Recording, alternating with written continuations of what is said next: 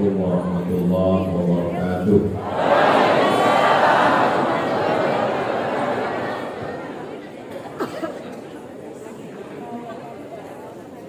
Alhamdulillah wassalatu wassalamu ala Rasulillah wa ala alihi wa sahbihi wa man tabi'ahu wa wala. Ya, sama-sama kita hormati Bapak Wali Kota Bau-Bau beserta rombongan, para alim ulama, tokoh masyarakat, hadirin hadirat, jamaah semuanya insyaallah dimuliakan Allah Subhanahu wa taala. Amin. Ya, saya senang sekali pagi ini dibawa jalan-jalan ke 500 tahun yang lalu, Masjid Kesultanan Buton. Sampai di dalam saya dijelaskan Ustadz Somad, ini kayu-kayu ini tidak ada lantainya, sengaja disusun sedemikian rupa. Filosofinya adalah bahwa ini seperti tulang rangka manusia dan jumlahnya semua 313 sebanyak tulang sendi yang ada pada diri manusia. Jadi penuh dengan filosofi. Sebelum masuk ke dalam, saya melihat ada gentong isinya air, bahwa siapapun orangnya kalau dia masuk masjid dia mesti suci. Dia suci dengan berwudu, dia basuh mukanya, tangannya, kepala dia usap, telinga, kaki dia siram, dia bersihkan hati, pakaian, tempat, lalu dia datang menghadap Allah Subhanahu wa taala. Lalu kemudian semua perangkat pengurus masjid jumlahnya 20 orang. 20 itu adalah simbol dari sifat 20 yang disusun dalam akidah Ahlus Sunnah wal Jamaah, wujud, qidam, baqa, mukhalafatul hawadisi, yamu bi nafsi wahdaniyah, qudrat, iradat, ilmu, hayat, sama, basar, kalam. Sebelum sampai ke masjid yang megah di atas puncak, turun ke bawah kita akan melihat pemandangan yang begitu indah, maka kita mesti melewati dulu benteng yang pernah masuk dalam Guinness Book of Record, benteng terbesar di dunia. Sampai hari ini satu kecamatan. Saya pernah juga dibawa ke benteng, tapi tinggal puing-puingnya. Hari ini bentengnya masih utuh. Bagaimana 500 tahun yang lalu manusia-manusia bisa membangun benteng begitu kokoh. Hari ini saja orang meletakkan batu pertama sekaligus batu terakhir. Ini bisa dibangun tembok sebesar ini. Kira-kira jadi orang Bau-Bau, jadi orang Kepulauan Buton bangga atau tidak? Saya bangga, akan saya ceritakan kepada anak cucu saya. Aku sudah sampai ke Bau-Bau di Kepulauan Buton, Kesultanan Buton. Mereka tidak hanya dapat dunia, tapi juga mereka dapat akhirat. Mereka punya istana, mereka punya benteng, tapi mereka tidak lupa membangun masjid. Ada orang yang bangun masjid sampai lupa bangun benteng, akhirnya musuh masuk kebobolan. Sibuk membangun benteng sampai benteng tidak punya, masjid tidak punya. Maka datang kemari anak-anak muda, siap menjaga benteng? Siap menjaga masjid? Allahu Akbar. Jangan lupa nikah. Itu juga benteng keimanan. Lalu kemudian lama ngobrol dengan Pak Wali. Banyak konflik terjadi ketika raja meninggal, terjadi perebutan. Kata anak yang berhak. Kata adik, kakak, keluarga, saudara kandung berhak. Itu tidak terjadi di Kesultanan Buton. Kenapa? Karena mereka punya satu majelis yang bermusyawarah untuk mengangkat sultan. Artinya apa? Persis ajaran Islam, ada yang disebut dengan Ahlul Halli wal Aqdi. Ada kelompok masyarakat yang memilih, yang bermusyawarah berdasarkan firman Allah, wa amruhum syura bainahum. Orang beriman memutuskan perkara dengan musyawarah. Artinya apa? Orang barat, kerajaan Prancis, kerajaan Inggris, kerajaan Belanda masih mengangkat berdasarkan monarki keturunan. Tapi apa yang dilakukan di Kepulauan Buton, di Kesultanan Buton, Mereka jauh lebih maju cara berpikirnya daripada yang ada di Eropa. Allahu Akbar. Apa yang membuat cara berpikir itu maju? Karena di sini adalah tempat persinggahan orang yang datang dari kerajaan-kerajaan tua, dari Jazirah Arab, dari Yaman, dari Irak, maupun pecahan kerajaan timur yang pernah besar, dari berbagai macam peradaban itu. Akhirnya mereka kolaborasi bersama melahirkan sebuah kekuasaan. Dan Masya Allah tabarakallah, begitu dakwah Islam datang, mereka tidak sombong, mereka tidak angkuh. Lebih dulu kerajaannya, baru datang Islam. Ketika para da'i datang, mereka tidak menolak, mereka tidak membunuh, mereka menerima. Mereka jauh lebih baik daripada penduduk Taif yang melempar Nabi dengan batu. Yang datang ke Kepulauan Buton bukan Nabi Muhammad SAW. Yang datang adalah pewaris para nabi, al-ulama warasatul anbiya, dan mereka bersyahadat satu pulau, satu negeri mereka menerima dakwah Islam. Sehingga kalau sudah disebut orang Buton dapat dipastikan bahwa mereka adalah Muslim dan mereka menerima dakwah asyhadu an la ilaha illallah wa asyhadu anna Muhammadan Rasulullah. Apa yang saya jelaskan ini untuk mengingatkan anak muda, jangan terlena dengan masa lalu. Karena kita punya masa depan. Siapa yang tak pernah punya masa lalu? Lalu untuk apa Ustaz ceritakan masa lalu ini? Halakamru'un lam ya'rif qadrahu. Orang celaka adalah orang yang tidak tahu siapa jati dirinya. Setiap anak Buton dia mesti bisa bercerita bahwa kami adalah orang-orang yang punya peradaban, kami punya benteng, kami punya kesultanan, kami punya hukum, kami punya masjid, kami punya kebanggaan. Sampaikan itu ke anak cucu. Yang bisa menulis buku, tulis buku. Belum bisa nulis di buku, update status. Update status sudah ditulis, belum tersebar, isi paket. Menulislah supaya orang di masa akan datang tahu bahwa kau pernah hidup di masa lalu. Masa lalu itu mereka, masa depan itu kamu. Pada kesempatan ini saya diminta untuk menjawab beberapa pertanyaan. Assalamualaikum warahmatullahi wabarakatuh. Waalaikumsalam warahmatullahi wabarakatuh. Semoga Ustaz dan keluarga dirahmati Allah. Amin ya rabbal alamin. Mau tahu nih, tahlil kan mengingat kematian, betul. Haul juga mengingat kematian, betul. Tapi khusus para habaib, pertanyaannya, apa hukum keduanya? Apakah keduanya sama? Tahlil diambil dari la ilaha illallah. Namanya tahlil, la ilaha illallah, la ilaha illallah, la ilaha illallah. Itu namanya tahlil. Haul diambil dari hala yahulu haulan. Haul artinya 1 tahun. Makanya membayar zakat mesti ada nisab, berat minimal 85 gram emas, mesti ada haul, artinya sudah dipegang selama 1 tahun. Ada haul, ada nisab. Haul Habib Ali Zainal Abidin itu berarti sudah 1 tahun. Haul yang ke-25 berarti sudah 25 tahun.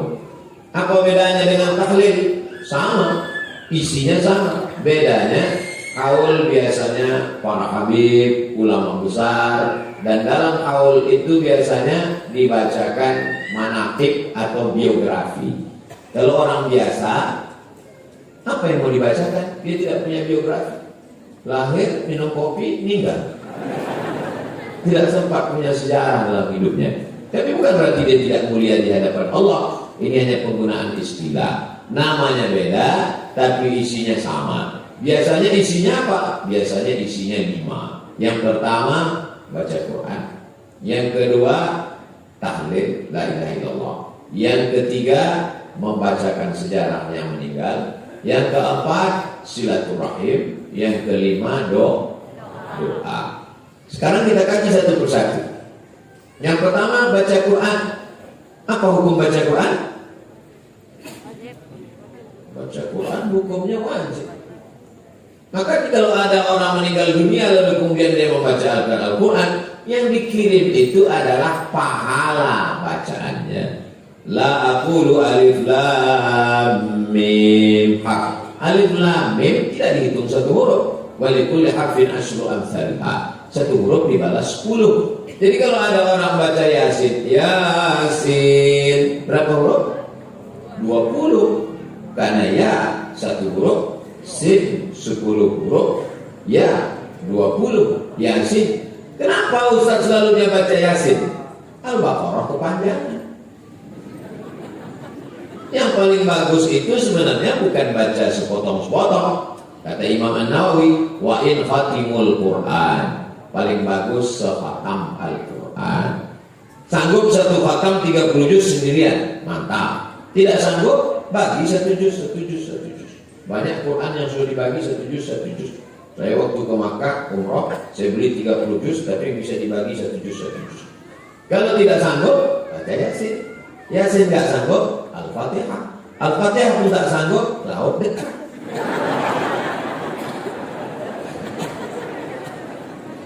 Al-Quran pahalanya dikirimkan. Ya Allah, sampaikanlah pahala bacaan kami kepada Habib, kepada Kiai, kepada Tuan Guru, kepada... Kalau Abdul Somad meninggal, Bapak Ibu di Buton mau bacakan Al-Fatihah? Mantap. Yang kedua adalah tahlil. La ilaha illallah, la ilaha illallah, la ilaha illallah. Membacakan tahlil sampai. Dalilnya, ketika Nabi lewat di makam, Nabi ambil pelepah korma, Nabi belah, Nabi tusukkan ke makam. Kenapa ini ya Rasulullah? Sebab semua pohon-pohonan bertasbih. Maka pelepah korma dibelah, ditusukkan ke makam, pahalanya sampai. Itu perbuatan Nabi. Kalau tasbih pelepah korma saja sampai, apalagi tahlil orang beriman. Tasbih, tahmid, takbir, afdalu dzikri la ilaha illallah. Maka la ilaha illallah sampai. Apakah semua pohon-pohon ini bertasbih? Ya. Ada pohon yang tidak bertasbih? Ada. Pohon mana yang tidak bertasbih? Ini pohon plastik. Yang ketiga adalah apa yang disebut dengan sedekah makanan. Biasanya di dalam majelis itu ada makanan. Orang biasanya tidak mau makan makanan waktu tahlil itu, khawatir itu adalah harta warisan yang belum dibagi. Karena begitu sedetik orang meninggal, hartanya berubah menjadi harta milik ahli waris. Maka anaknya ngasih kata sambutan. Wahai masyarakat Buton yang saya hormati, ini makanan yang dihidang ini adalah itu dari saya sebagai anak, bukan warisan bapak saya yang belum dibagi. Apa kalian tidak tahu bahwa saya ini kaya? Makanya mesti ada kata sambutan supaya masyarakat yang ragu-ragu jangan sampai dia tidak mau makan. Apa dalilnya sedekah itu sampai? Ummi matat, mak saya meninggal. Apa tasaddaq anha? Kalau saya sedekah apakah pahalanya sampai? Kata Nabi tasaddaq, sedekah. Itu menunjukkan pahalanya sampai. Ayu sedekatu afdal. Apa sedekah yang paling afdal? Kata Nabi saktiul ma, memberi air minum. Kalau air minum saja sampai, apalagi lapar-lapar.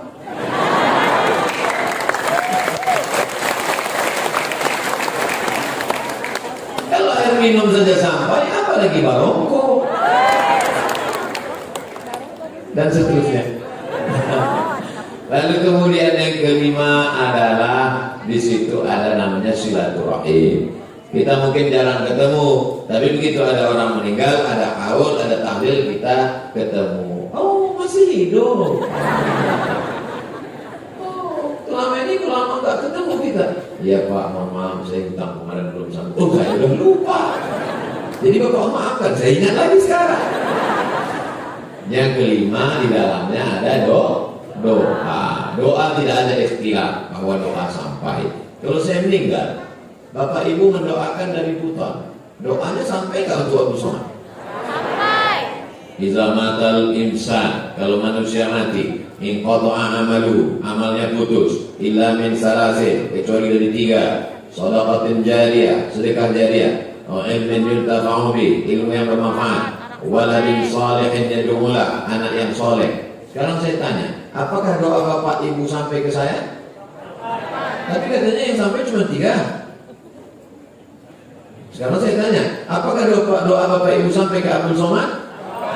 Tapi katanya yang sampai cuma 3. Maksud dari hadis ini, orang yang meninggal itu nggak bisa beramal lagi. Sebelum meninggal dia sholat duha. Setelah meninggal, kalau dia sholat duha kita lari. Maksudnya amal orang yang meninggal itu putus, tapi ada amal dia yang masih tetap ngalir. Dia bangun masjid, Sultan bangun masjid. Tadi saya sholat di masjid, pahalanya nyampe ke Sultan. Membangun masjid ini amal Sultan kan? Ya. Kemudian ilmu yuntafa'u bih, ada ustaz ngajar. Setelah ngajar dia tinggal, ajarannya diamalkan muridnya sampai atau tak sampai? Itu amal dia. Yang ketiga anak itu amal kita atau tidak? Amal kita. Enggak paham Pak Ustaz. Anakmu itu amalmu, karena kau beramal lah maka istrimu hamil. Paham? Itu maksudnya, orang yang meninggal itu amalnya putus. Adapun Bapak Ibu yang masih hidup, amal Bapak Ibu nggak putus. Jadi banyak orang nggak paham. Kamu kenapa nggak datang tahlilan? Sudah putus. Apanya? Putus. Nggak tahu, pokoknya putus. Maka mesti dijelaskan. Yang putus itu amal orang meninggal. Adapun orang hidup, amalnya tetap ngalir pada orang yang meninggal. Mana contohnya? Sholat jenazah. Sholat jenazah itu orang hidup atau orang mati? Orang hidup. Dikirim untuk orang mati. Kalau gitu ngalir apa enggak? Jadi nanti kalau ada orang di hutan mengatakan sudah putus, berarti jenazahnya nggak usah disolatkan. Pas ditanya, kenapa nggak kau sholatkan? Udah putus, Beb. Paham?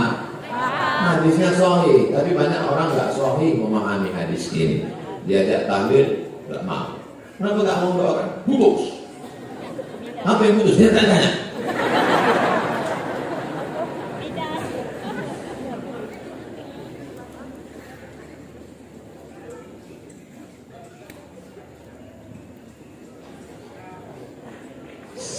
Bagaimana agar kita bisa menjadi pemimpin yang baik dan amanah? Ini namanya untuk Pak Wali.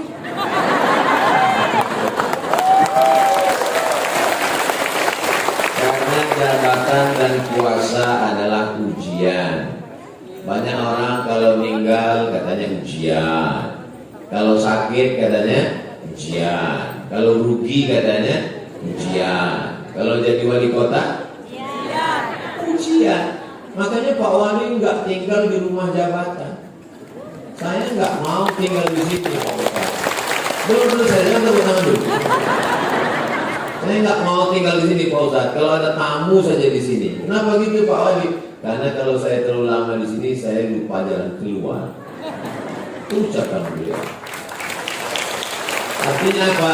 Beliau tidak menganggap ini sebagai hadiah, tapi ini adalah amanah. Wa balawnahum bil hasanat. Kami uji mereka dengan yang enak-enak, wasayyi'at, dengan yang enggak enak. Pak Ustaz, katanya ujian itu ada yang enak, ada yang enggak enak. Saya kok enggak enak terus nasib kamu. Makanya kita disuruh beriman kepada takdir baik, takdir buruk. Kalau ada orang yang kaya, punya rumah mewah, punya mobil, itu ujian atau nikmat? Ujian. Dia sanggup gak bersyukur pada Allah. Kalau ada orang kebetulan miskin, susah, melarat, belum lahir bapak meninggal, pas lahir emak meninggal, itu ujian. Disuruh supaya bersabar. Kalau dapat nikmat syukur, kalau dapat yang tidak enak bersabar. Adapun orang yang diberikan jabatan, pakailah jabatan itu untuk menolong agama Allah. Sultan-sultan kesultanan Buton diberikan Allah jabatan, dibangunnya benteng supaya Belanda tidak bisa menyerang, dibangunnya masjid supaya akidah kuat, diaturnya sistem syura supaya setelah meninggal tidak meninggalkan konflik orang kelahi rebutan kekuasaan. Akhirnya negeri aman dan damai, pahala mengalir. Buton baldatun thayyibatun wa rabbun ghafur. Anak-anak muda ini mudah-mudahan ada yang jadi gubernur, ada yang jadi presiden. Dengan jabatan itu kau akan menolong agama Allah. Allahu Akbar. Jikalau ada laki-laki yang gemulai tapi tidak merias wajahnya seperti perempuan, tidak menggunakan pakaian perempuan, dan tidak gay, apakah dia tetap mendapatkan dosa seperti bencong?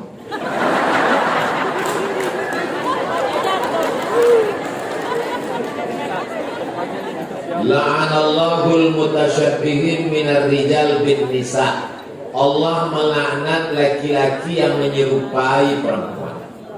Ada langkah sebelum, ada langkah setelah. Pada zaman Nabi ada seorang laki-laki memakai henna. Henna daun pacar. Kalau kami di Riau namanya daun inai. Kalau di Buton daun apa namanya? Rangga. Itu ditumbuk, biasanya dipakai untuk menikah. Di zaman Nabi itu untuk perempuan, laki-laki gak pakai. Lalu kemudian di zaman Nabi ada laki-laki yang memakai, dibawa ke Rasulullah. Kata Rasulullah, asingkan dia ke satu tempat bernama Naqi, tempat pemakaman Baqi, tempat pengasingan Naqi. Asingkan. Karena ini bisa menular.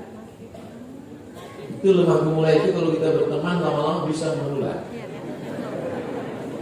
Maka dia mesti diasingkan, dia mesti dikarantina. Tapi jangan satukan dengan karantina COVID. Tapi kalau dia sudah sampai pada tingkat melakukan hubungan homoseksual, maka ada hukuman yang jelas. Man wajadtumuhu ya'malu amala qaumi Lut. Kalau kamu dapati ada orang yang tertangkap melakukan perbuatan umat Nabi Lut, nama kampungnya Sadum, perbuatannya disebut dengan perbuatan orang Sadum. Maaf, itulah dia Sodom. Perbuatan orang Sadum, Sodomi. Maka dinaikkan bagian kerak bumi ke atas, yang atas turun ke bawah. Ja'alna 'aliyaha safilaha. Kami jadikan bagian atas turun ke bawah, yang bawah naik ke atas. Amtarna alaihim, kami hujani mereka bihijaratin, dengan batu, min sijilin mambud, dari api yang terbakar. Akhirnya mereka pun mati bergelimpangan. Salah satu contohnya adalah kaum-kaum homo yang membeku jadi batu di Pompei. Nah, ini semua menjadi iktibar pelajaran. Kalau dia tidak memakai pakaian perempuan, tidak memakai aksesoris perempuan, tidak operasi kelamin, dan dia tidak homo, seperti pertanyaan, hanya dia gemulai saja. Gak tahu kenapa dia gemulai. Mungkin terlalu banyak makan cendol, sehingga dia seperti tak bertulang. Dia tak apa-apa, tidak ada hukum bagi dia, karena dia tidak melakukan dua. Pertama, tidak menyerupai perempuan, dan tidak melakukan hubungan seksual sejenis. Nah, ini penting kita jaga. Makanya saya yakin dan percaya anak-anak muda di Pulau Buton tidak akan melakukan itu, karena masyarakat Buton ini masyarakat yang gagah dan perkasa. Seandainya orang Buton ini lemah gemulai, mana mungkin bisa bangun benteng terbesar di dunia, mengangkat batu. Jadi kalau ada yang lemah-lemah gemulai yang agak ada tandanya, bawa ke sini, suruh dia memperbaiki benteng-benteng yang roboh. Insya Allah hilang bencongnya.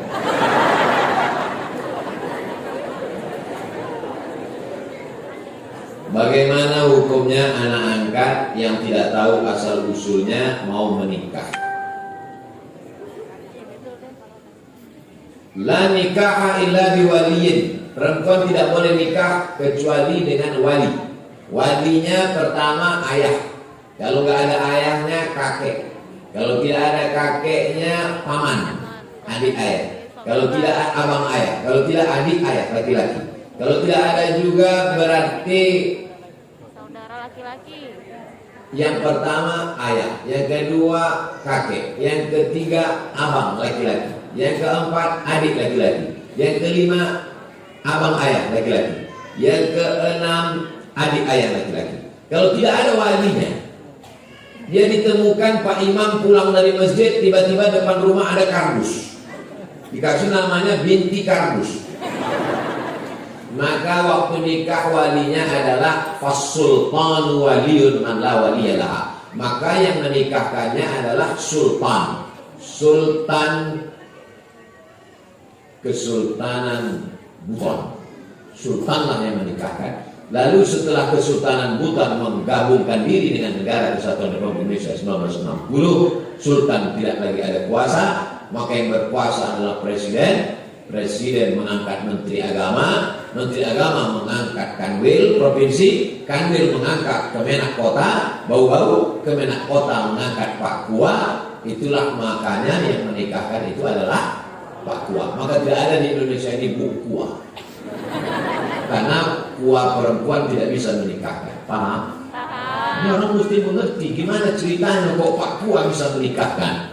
Itu asal usulnya adalah panjang ceritanya. Mau diulang lagi, habis waktu, tinggal diulang aja di video channel Ustaz Abdul Somad Official, subscribe, like. Anak angkat yang tidak tahu asal usulnya akan menikah, anaknya laki-laki, dan bagaimana cara mendoakannya Pak Ustaz? Kalau ada seorang anak laki-laki, dia tidak tahu ayahnya siapa, dia mau menikah, gak masalah, karena laki-laki tidak perlu wali. Lalu kemudian kalau ada seorang anak, ayahnya tidak tahu dia bagaimana mendoakannya? Maka dia berdoa kepada Allah tetap seperti kita yang ayahnya tahu namanya. Rabbil firli wali walidayya warhamhuma kama rabbayani shaghira. Karena dia tak tahu. Jadi kalau dia nanti mau kita doakan, siapa namanya? Nama dia Abdul Somad. Ayahnya kita tak tahu. Bin Abdillah, anak hamba Allah. Kita husnuzan bahwa ayahnya itu adalah hamba Allah. Dan di dunia ini, kecuali Nabi Adam dan Nabi Isa, setiap manusia pasti ada ayah dan ibunya. Mohon maaf, ada di Pulau Buton yang gak ada ayah, gak ada ibunya. Cuman gak tahu bahwa mereka ada. Apakah karena kita tidak tahu lalu mereka tidak ada? Kita tidak tahu, tapi mereka ada. Ada satu lagi Pak Ustaz yang gak ada ayah, gak ada ibunya. Siapa? Mr. Bean. Mr. Bean fiksi, bukan nyata. Maka tetap doakan ayah ibumu dengan doa Rabbil firli wali walidayya warhamhuma kama rabbayani shaghira. Semoga Allah senantiasa memberikan kesehatan dan keselamatan pada Pak Ustaz. Amin. Saya seorang pemuda yang tengah berjuang menuntut ilmu, meraih impian. Saya jatuh hati pada seorang muslim.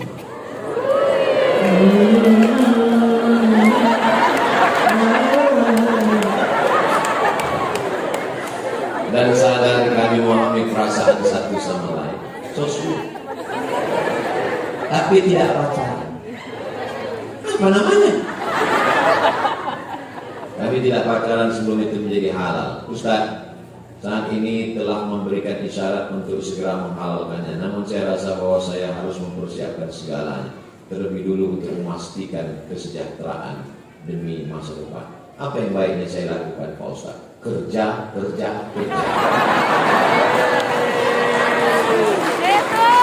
Kumpulkan modal dulu. Nanti setelah cukup, bawa ketua pemuda Bau-Bau Islamic Festival. Jangan datang sendiri. Ini kesalahan anak muda. Banyak anak muda ini petantang tenteng, yakin datang ke rumah calon mertua. Assalamualaikum, hi guys. Ini tidak diterima. Bawa Pak Wali, oke. Bawa Pak Imam, boleh. Bawa Ustaz, ya bawa saya. Nanti saya yang diterima. Nah, sampaikan niat kami baik, Pak. Niat kami ini baik supaya kami silaturahim ini tidak hanya sebatas bertetangga, berteman satu kota bau-bau, tapi lebih dekat daripada itu. Saya selama ini manggil Bapak kan Bapak, saya ingin manggil Ayah.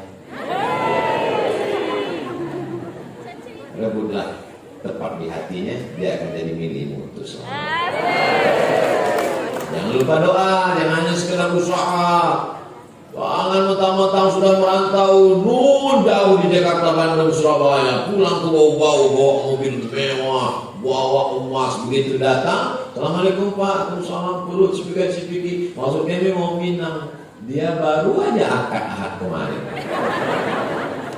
Itu rasanya melihat pantai laut bau-bau seperti permadani yang terhampar.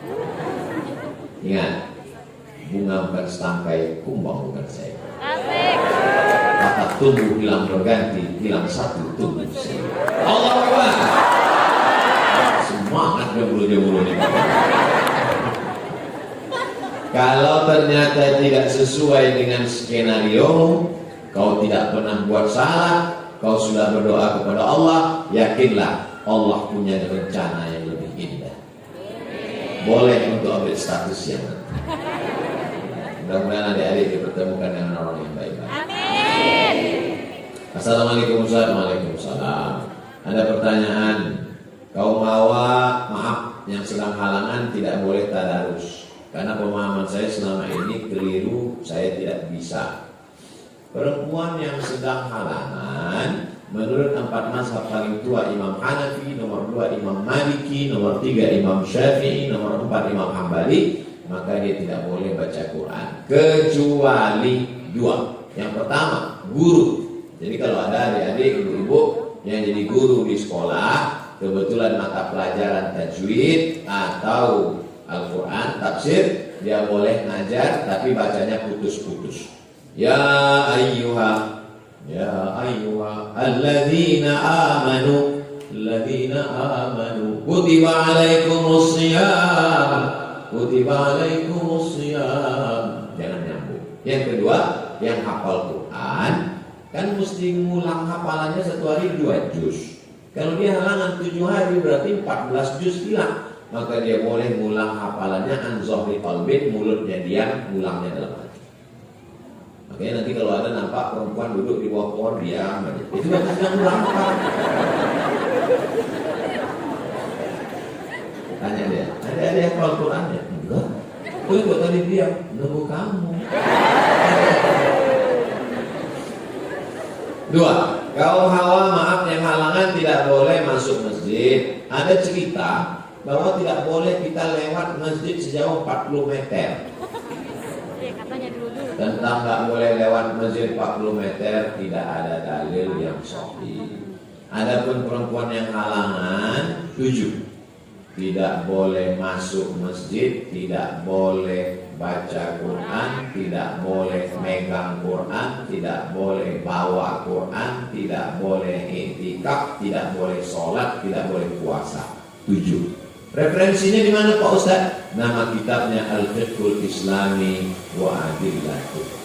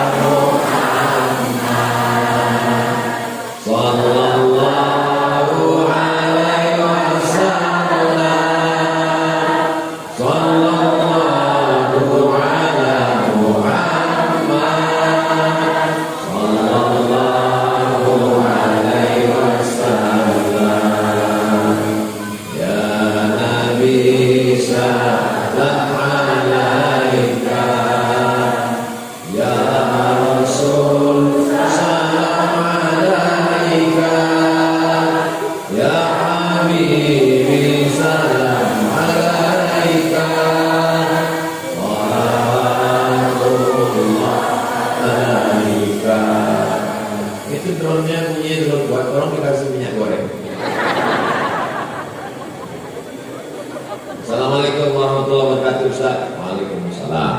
Tentang kesaksian dalam surat Al-Baqarah ayat 143 dan surat Al-Hajj ayat 78, Nabi akan menjadi saksi atas perbuatan umatnya.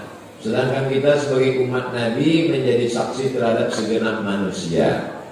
Wa qul i'malu, beramallah. Fasayarallahu amalakum, Allah akan melihat perbuatan kamu. Wa rasuluhu, Rasul akan menyaksikan perbuatan kamu. Lalu kemudian nanti semua orang akan dikumpulkan di padang mahsyar. Lalu kemudian Allah SWT mengatakan dalam Al-Quran, Ji'na bika alaihim syahida. Nanti engkau Muhammad sallallahu alaihi wasallam akan menjadi saksi bagi seluruh umat. Nabi Muhammad menjadi saksi bagi seluruh umat, dan kita menjadi saksi untuk umat-umat. Pertanyaan, bagaimana mungkin kita sebagai umat Nabi Muhammad akan menjadi saksi terhadap seluruh manusia? Kok bisa kita sebagai saksi? Sebagai saksi apa? Lalu kemudian kita pun dipanggil sebagai saksi di pengadilan. Kepada Bapak A, saksi tersumpah, wallahi demi Allah, tallahi demi Allah, billahi demi Allah. Apakah Anda bersaksi? Saya siap bersaksi bahwa orang ini pernah mencuri. Saya pernah bersaksi bahwa orang ini pernah mencuri. Apakah kamu melihat? Enggak. Tidak bisa jadi saksi. Bagaimana mungkin Nabi Muhammad menjadi saksi?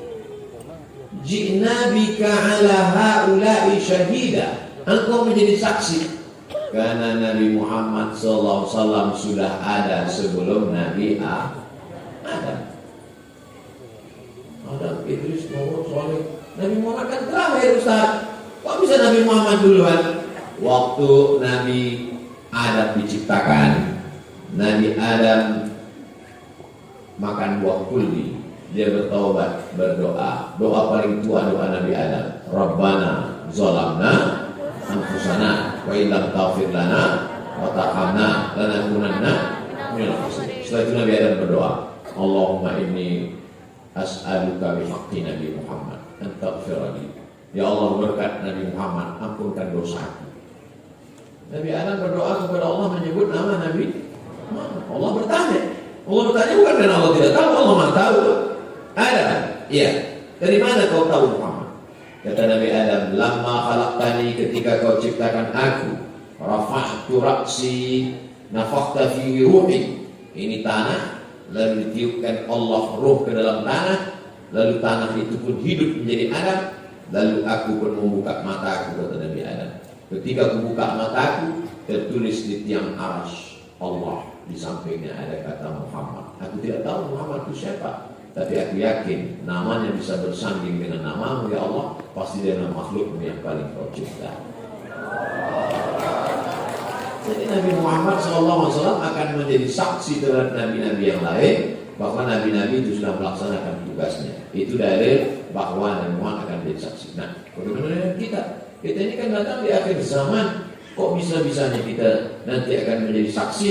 Sebab kitab yang terakhir diturunkan ke kita warisi dari Nabi Muhammad SAW adalah edisi terakhir dari Zabur, Taurat, Injil.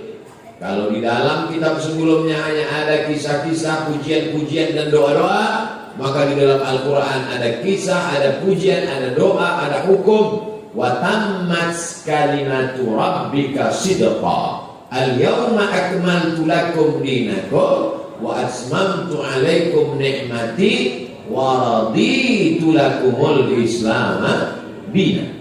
Maka walaupun kita datang terakhir, tapi yang pertama masuk surga adalah umat Nabi Muhammad SAW.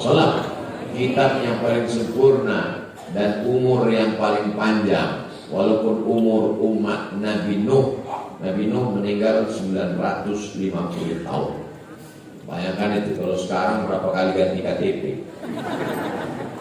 Tapi umur kita bisa lebih panjang daripada itu. Dari mana? Setiap 1 tahun dapat 83 tahun. Lailatul Qadri khairum min alf syahr. Jadi kalau 10 tahun dia hidup, maka dapat 830 tahun. Kalau dia hidup 20 tahun, tiap tahun dapat Lailatul Qadar 1660 tahun. Nah, ini kelipatan yang diberikan Allah Subhanahu wa taala. Kita menjadi saksi karena kita yang terakhir, kita bisa melihat, kita disuruh mempersaksikan bahwa umat ini bersaksi tiada Tuhan, la ilaha illallah Muhammadur Rasulullah. Tapi sesama kita nanti bisa kenal, ini pasti umat Nabi Muhammad. Dari mana kita tahu bahwa ini umat Nabi Muhammad? Ghurril muhajjalin, bekas-bekas wuduknya bercahaya, wajahnya bercahaya, tangannya bercahaya, rambutnya bercahaya, telinganya bercahaya, kakinya bercahaya. Nanti pas di padang mahsyar nggak ada pakai seragam Polri. Dari mana kita tahu bahwa ini? Ketika melihat ada nanti bercahaya bekas wudhunya, nah berarti ini semakin lama dia mempertahankan wudhu, wudhunya nggak batal, makin terang cahaya. Nanti tiba-tiba ketemu 5 watt. Ini yang wudhunya cuma Jumat aja. Tiba-tiba ketemu cahayanya terang benderang. Ini adalah satu geng dengan kita. Ini umat Nabi Muhammad SAW. Begitulah Allah memuliakan ini. Tapi nanti ada orang sudah bercahaya dekat dengan Nabi Muhammad. Inilah orang yang banyak bersolawat. Allahumma sholli ala sayyidina Muhammad. Aqrabu majlisan, orang yang paling dekat majelisnya. Wajahnya bercahaya, lalu kemudian tiba-tiba dia nanti ada tenda. Ada tenda di bawahnya. Semuanya kepanasan, tapi orang ini dapat tenda, dapat akal, ada baruganya di padang mahsyar. Ini siapa? Inilah umat Nabi Muhammad. Kullu mri'in tahta zilli shadaqati. Orang yang bernaung di bawah sedekah. Jadi yang tadi malam itu ada yang bersedekah sampai 25 juta. 26 juta. Itu 26 juta mungkin baruganya macam inilah pokok. Ada yang 500.000, itu tenda biru plastik. Ada yang 15.000, itu koran. Gak usah kita teruskan, kasihan. Nah, jadi kita ini nanti punya kelebihan-kelebihan. Dan ketika itu nanti yang pertama masuk ke dalam surga adalah umat Nabi Muhammad. Kenapa? Kenapa umat Nabi Muhammad? Karena ketika panas terik di padang mahsyar, udah gak tahan lagi mereka ngadap ke Nabi Adam. Adam, tolonglah menghadap Allah, kami kepanasan udah gak tahan ini. Kata Nabi Adam, aku madu sama Allah. Ketika disuruh jangan dekati pohon kuldi, aku malah makan buah kuldi, gak sanggup menghadap Allah. Mereka datang ke Nabi Nuh. Nabi Nuh tolong, kata Nabi Nuh, aku malu. Anakku kan anakku aja naik perahu gak mau. Ya bunayya arkab ma'ana. Wahai anakku, mari naik ke atas perahu. Anaknya Kan'an gak mau. Aku malu kepada Allah. Mereka datang kepada Nabi Musa, mereka datang kepada Nabi Ibrahim, mereka datang kepada Nabi Isa. Kata Nabi Isa, aku malu. Setelah aku diangkat, mereka menyembah aku, kata Nabi Isa. Akhirnya mereka datang kepada Sayyidina wa Maulana wa Syafi'ina wa Zufrina wa Qurrati A'yunina Muhammad. Maka dialah itu yang disebut dengan syafaat uzma, syafaat paling besar. Maka karena dia yang mampu menghadap Allah, maka umat dialah duluan yang akan masuk ke dalam surga dan nanti. Wasiqal ladzina taqaw rabbahum ilal jannati zumara. Mereka akan dibawa masuk ke dalam surga zumara, tidak sendirian, berjamaah. Jadi masuk surga itu tidak sendirian, berjamaah. Bagaimana dengan yang jomblo? Mereka pun punya jamaah juga, namanya jamaah jombloan sejati. Masuk mereka ke dalam surga, dipanggillah berjamaah, jamaah Kesultanan Buton. Wah, tiba-tiba ada Abdul Somad tidak?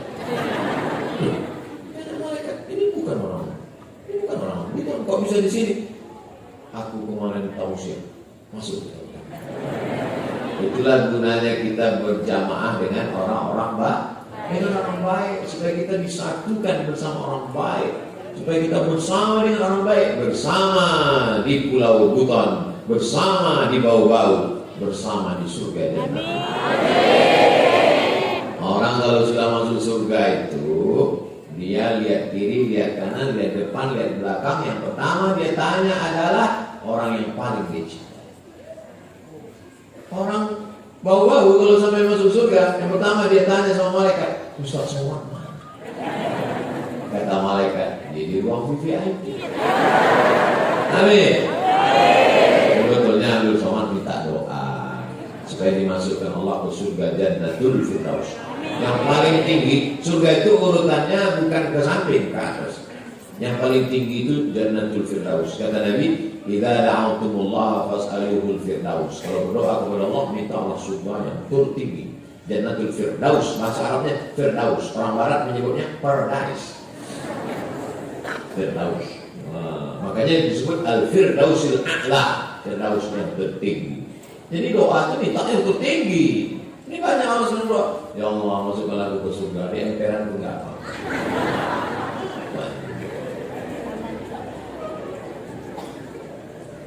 Terima kasih kami ucapkan kepada Pak Ustadz beserta rombongan yang sudah mau berkunjung ke Kota Bau-Bau, dan kami minta maaf apabila ini pertanyaan atau kata sambutan. Maaf apabila penyambutan kami terhadap Pak Ustadz di kota kami tidak semeriah di kota-kota lainnya. Meriahnya luar biasa. Nama saya tak saya sebutkan nama, menjaga kode etik jurnalistik, hal-hal yang tidak dikehendaki. Yang ingin saya tanyakan Pak Ustaz, satu, Rasulullah sangat benci pada sahabat yang berbohong, walaupun itu hanya candaan, prank. Tapi kenapa ketika sahabat Nabi Ukasha melakukan kebohongan, tidak memarahinya, berkata, dengarlah kamu sekalian, sekiranya kamu hendak menjadi rusa orang ini. Pertanyaannya, apakah karena kecintaan kita kepada Nabi kita bisa berbohong walaupun prank karena sahabat Nabi melakukan kebohong? Tidak ada sahabat Nabi yang pernah berbohong. Jadi kalau ada cerita-cerita, maka kita mesti cek and recheck. Man kadzdzaba alayya muta'ammidan, siapa yang berdusta kepadaku secara sengaja, falyatabawwa maq'adahu minan nar, maka siapkanlah tempat duduk dari neraka. Saya kasih 3 contoh perbuatan sahabat yang disangka orang berdusta padahal bukan dusta. Pertama, Nabi masuk ke rumah sahabat, ketok pintu, Assalamualaikum. Assalamualaikum. Enggak ada. Assalamualaikum 3 kali. Baru dia jawab, Waalaikumsalam. Buka pintu. Kata Nabi, dari tadi kamu ada di situ? Ada. Kenapa enggak jawab dari pertama? Aku mau dapat doamu 3 kali ya Rasulullah. Pertanyaannya, apakah sahabat yang ada di balik pintu itu pembohong?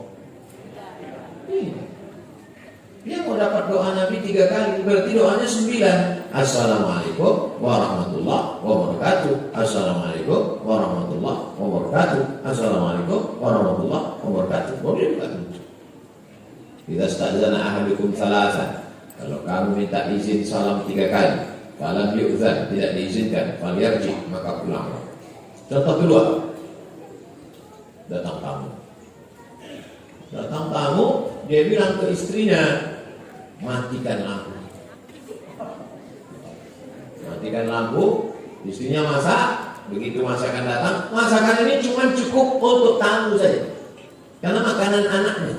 Dia sendiri tak ada makan. Diletakkan di ruang tamu, habis itu matikan lampu, lalu dia pura-pura bunyi makan. Besoknya datang menghadap Rasulullah SAW. Apa kata Nabi SAW? Adhakallah, Allah menurunkan rahmat soni'akuma, perbuatan kamu berdua tadi malam. Kelihatannya seperti bohong, pura-pura makan, padahal dia sedang memuliakan tamu. Yang ketiga adalah bahwa perbuatan bohong dalam tanda kutip dibenarkan dalam 3 hal. Yang pertama, ketika kita perang, bukan prank, terus perang. Tiba-tiba saya masuk ke rumah bapak, ini musuh orang kafir mau membunuh Abdul Somad. Saya masuk ke rumah, masuk ke bawah tempat tidur, lalu kemudian datang musuh bawa pedang. Ada Abdul Somad di sini.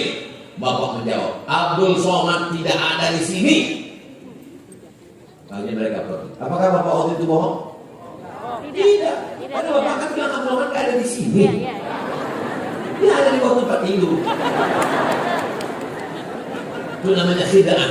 Al-harbu khid'ah. Yang kedua adalah mendamaikan orang yang berdua sedang kelahi.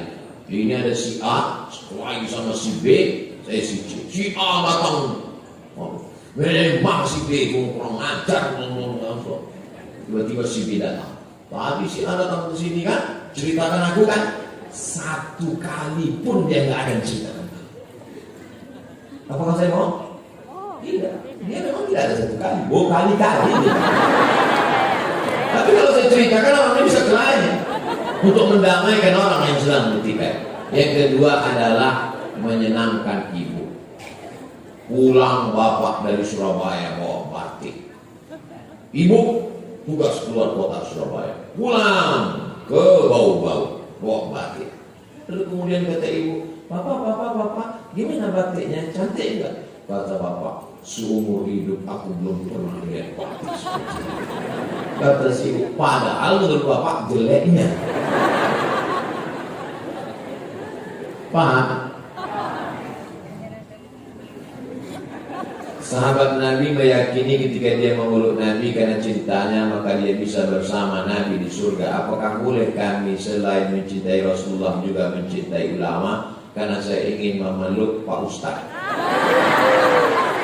Laki-laki mencium tangan Pak Ustaz saya memohon barakah dari Allah, meminta doanya semoga anak saya Abu Bakar bin Husain dan Hania menjadi anak yang soleh dan solehah. Riwayat tentang Ukasah masih diperselisihkan. Jadi ceritanya itu ketika Rasulullah SAW mengatakan, Man kuntu jalatu lahu zahran, siapa yang pundaknya pernah aku cambuk, siapa yang pundaknya pernah aku cambuk, cambuklah.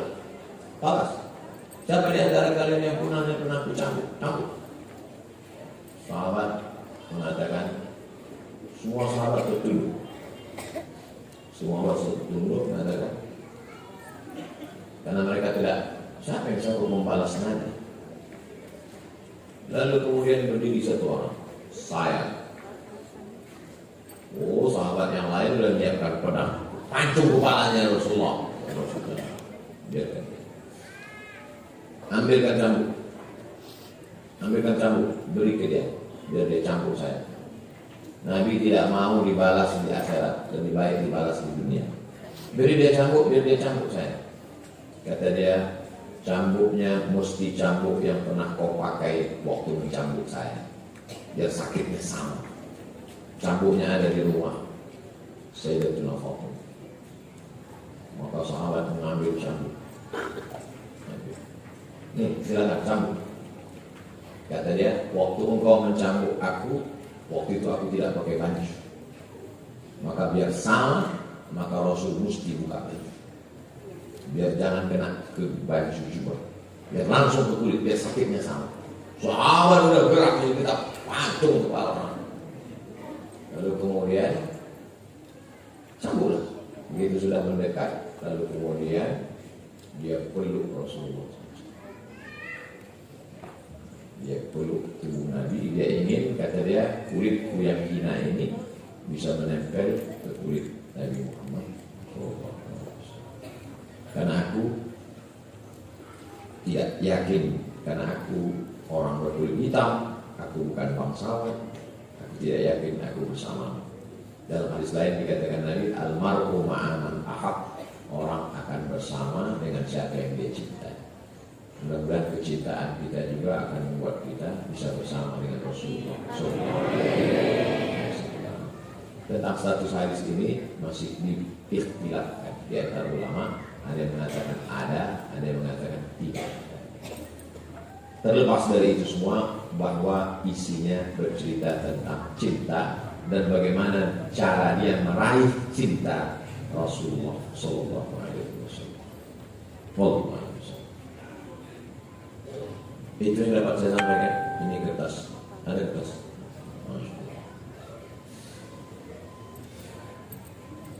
Saat ini sedang viral tentang nikah beda agama yang disahkan oleh pengadilan negeri. Sementara fatwa Majelis Ulama Indonesia mengharamkan pernikahan beda agama. Bagaimana pendapat Pak Ustadz tentang pernikahan beda agama? Bukan pendapat saya, tentang dalam Al-Quran. La tankihul musyrikina hatta yu'minu. Jangan nikahkan anak perempuanmu dengan laki-laki yang musyrik sampai mereka beriman. Wal 'abdul mu'minun, hamba sahaya kalau dia beriman, khairun, lebih baik, min musyrikin, daripada orang musyrik. Walau a'jabakum, walaupun mengagumkan kamu hartanya, bangsawan, kaya, punya jabatan dan lain sebagainya. La tunkihul musyrikati hatta yu'min. Janganlah hai laki-laki kamu menikahi perempuan yang beda agama. Wala amatun musyrik mu'minatun, perempuan yang berkulit hitam membasuh saya, khairun min musyrikatin. Wala amatun mu'minatun, perempuan yang hamba sahaya berkulit hitam miskin susah melarat, khairun, lebih baik, min musyrikatin, daripada seorang perempuan yang berbeda agama. Walau a'jabatku, walaupun dia menarik, menakjubkan bagi kamu. Bapak-bapak, ibu-ibu, jaga anaknya. Kalau sudah nampak bergaul, jangan sampai dia jatuh cinta, nanti dia menjadi melawan. Semua berawal dari percikan-percikan api di lalang yang kering, cepat padam. Siapa itu? Teman saya kuliah mah, beda agama, berteman, hati-hati. Nanti betapa banyak disebabkan oleh pertemanan dan persahabatan. Bergaul, berteman, tak masalah. Tapi kalau sudah sampai pada pernikahan, na'udzubillah. True story, kisah nyata. Datang bapak-bapak, ibu-ibu ke kantor Badan Amil Zakat Nasional Provinsi dia. Saya waktu itu jadi tim sosialisasi zakat. Assalamualaikum Pak Ustaz. Waalaikumsalam. Saya mau nanya masalah agama. Apa masalahnya? Ustaz Somad gak usah ikut sidang dulu. Kenapa? Ini ada 2 orang yang mau konsultasi agama. Ada apa Bapak Ibu? Nangis berdua. Ada apa Pak? Makin kuat. Saya bilang, kalau Bapak Ibu nangis, jadi saya nangis juga. Apa masalahnya? 5 orang sekali murtad Pak Ustaz. Loh, gimana ceritanya? Anak gadis saya nikah, ini pura-pura masuk Islam. Setelah anak 3, dia murtad. Anak saya takut gak makan. Anaknya 3 dibawa. Anak, menantu, cucu. Saya gak bisa bicara kuat karena ini orang tua 70 tahun. Kalau sempat saya katakan, mengapa? Saya takutnya meninggal. Akhirnya saya bilang, ibu bapak doakan pulanglah ke rumah. Karena nasi sudah jadi tai ayam. Dan 5 orang murtad, bapak ibu masih cerita bubur juga kan? Jaga anak keturunan kita, jaga. Lihatlah berapa banyak artis-artis yang murtad karena pernikahan, karena pacaran, karena pergaulan. Allah akan menjaga bumi, kepulauan Buton, insya Allah. Masukkan anak-anak dengan komunitas dakwah. Bau-bau hijrah festival membangkitkan semangat. Masya Allah, para alim ulama, tokoh-tokoh masyarakat datang kemari. Tidak sampai berbulan-bulan. Pekan lalu ada ustaz, pekan lalu ada ustaz. Semarahkan terus dakwah supaya terjadi juga akidahnya, insya Allah. Apa hukum orang yang nikah berbeda agama, tinggal satu rumah sebagai pasangan suami istri, maka selama itu dia berzina. Kalau satu hari dia hubungan kelaminnya 3 kali, 3 kali berzina. Berzina pagi, berzina siang, berzina sore, macam makan obat. Zina.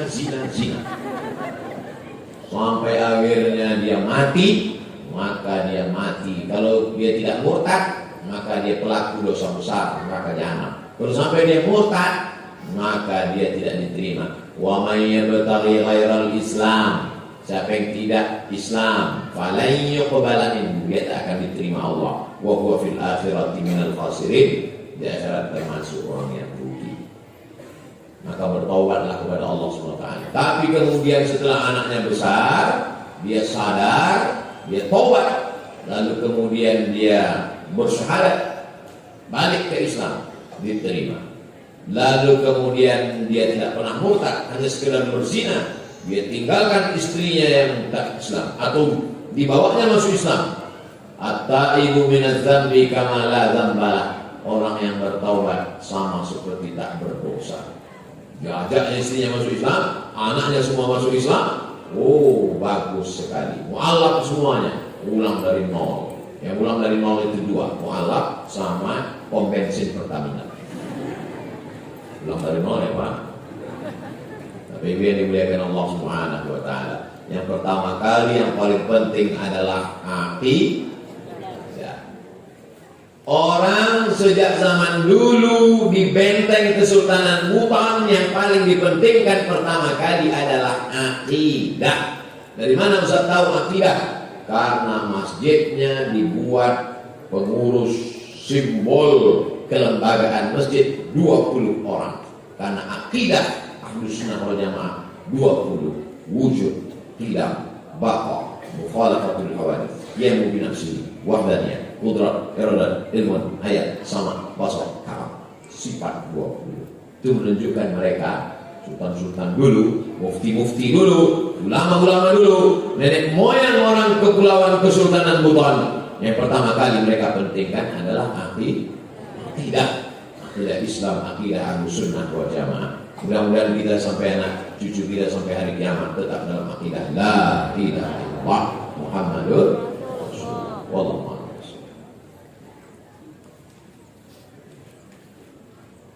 Siapa Tuhan yang Maha Esa yang dimaksud oleh uang?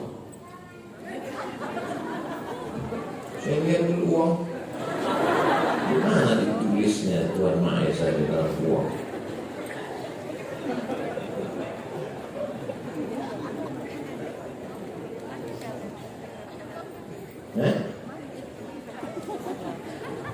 Dengan rahmat Tuhan yang Maha Esa. Siapa yang dimaksudnya di situ? Penjelasan dari Pancasila, sila pertama ketuhanan yang Maha Esa ada di dalam preambul pembukaan Undang-Undang Dasar 1945 atas berkat rahmat Allah yang Maha Kuasa dan keinginan luhur bangsa Indonesia dengan ini menyatakan kemerdekaannya. Tuhan Maha Esa dalam Pancasila itu penjelasannya adalah Allah dalam pembukaan Undang-Undang Dasar 1945. Dalilnya adalah Qul huwallahu ahad. Jelas? Yang enggak jelas berarti belum sarapan. Jika ia adalah Allah yang Maha Kuasa sebagaimana dalam pembukaan Undang-Undang Dasar 45 dalam hal ini yang ketiga, maka bagaimana mungkin Tuhan dijadikan dasar pengeluaran uang sedangkan dikelola oleh sistem fractional reserve atau sistem riba oleh bank lalu beredar ke masyarakat mengikuti kontrol sistem tersebut? Bagaimana muslim menggunakan uang tersebut? Begini ceritanya. Dulu yang dijadikan sebagai alat tukar menukar tidak ada uang, tapi pakai sistem barter. Barter apa Ustaz? Terserah, mau barter. Saya orang pantai punya ikan, tapi saya tidak bisa menanam padi. Orang gunung menanam padi, maka kami ketemu antara ikan dan padi. Padi di gunung, ikan di pantai, bertemu di dapur juga. Akhirnya kita pun barter, ini ikan, ini padi. Begitulah nenek moyang kita dulu. Sampai akhirnya datang Islam membawa uang. Uang emas namanya dinar, uang perak namanya dirham. Akhirnya pun kita tukar menukar. Lihatlah koin-koin emas yang ditemukan digali di tanah, koinnya tertulis la ilaha illallah Muhammad Rasulullah. Dengan perubahan zaman, maka lalu kemudian terjadi perubahan. Emas tidak lagi beredar di tengah jalan, kecuali Mas Parno, Mas lain. Emas tidak boleh beredar lagi sebagai alat tukar karena sesuatu dan lain hal. Akhirnya negara boleh mencetak pengganti emas dalam bentuk kertas sesuai dengan kadar emas yang ada di negara itu. Jadi kalau Kesultanan Buton punya emas 1 ton, emas 1 ton itu tidak boleh beredar keluar dalam bentuk mata uang, maka untuk menggantikan emas yang ada beredar itu, dicetaklah uang kertas untuk sebagai nilai ganti terhadap emas. Paham? Jadi kalau 1 gram emas itu sekarang 1 juta sekian, tapi karena kita udah lama kenal 1 juta aja. Kebetulan di rumah saya ada uang 10 juta, maka saya boleh mengeluarkan uang sebanyak 10 lembar, per lembarnya 1 juta. Sebetulnya nilai kertas itu tidak ada, tapi dia sebagai pengganti uang yang ada di dalam brankas saya, sebagai nilai kan. Sampai akhirnya Amerika mencetak kertas lebih banyak daripada emas yang ada di Amerika. Kertasnya lebih banyak. Tapi karena dia negara adik kuasa, akhirnya yang dipakai yang salah. Walaupun Amerika itu salah, tapi karena dia kuasa, akhirnya dia yang ikut. Akhirnya negara boleh mencetak kertas sebagai ganti emas. Ini cerita tentang sejarah duit kertas. Saya sudah ceritakan dari 3 fase. Dari mulai barter, naik ke emas, emas diganti dengan kertas sesuai kadar, sampai pada level yang keempat, kertas dicetak walaupun nggak ada emasnya. Lalu kemudian yang nanya ini nggak setuju. Nggak setuju dia kalau kertas ini sebagai nilai tukar. Lalu kemudian kalau tidak setuju kertas sebagai nilai tukar, lalu kamu mau pakai daun. Kertas ini sebagai nilai tukar. Tapi kemudian bahwa yang menetapkan di Indonesia pakai rupiah, sampai ke Saudi Arabia pakai rial, sampai ke Mesir pakai pon, sampai ke Maroko pakai dirham. Itu ulama-ulama semua. Jadi kalau antum bilang yang mengeluarkan uang kertas ini riba masuk neraka, berarti yang masuk surga cuma antum sendiri. Bayangkan ulama sebanyak-banyak ini, Al-Azhar 1000 tahun lebih di Mesir, berarti bodoh semua ulama Azhar itu. Maka mesti dipahami bahwa duit kertas ini sebagai nilai hanya untuk transaksi tukar menukar. Tapi sebenarnya nilainya bukan pada kertas itu. Sebagai contoh, kalau antum punya uang 10.000 1 lembar, tapi pada zaman Presiden Soekarno, sekarang masih laku sebagai nilai tukar?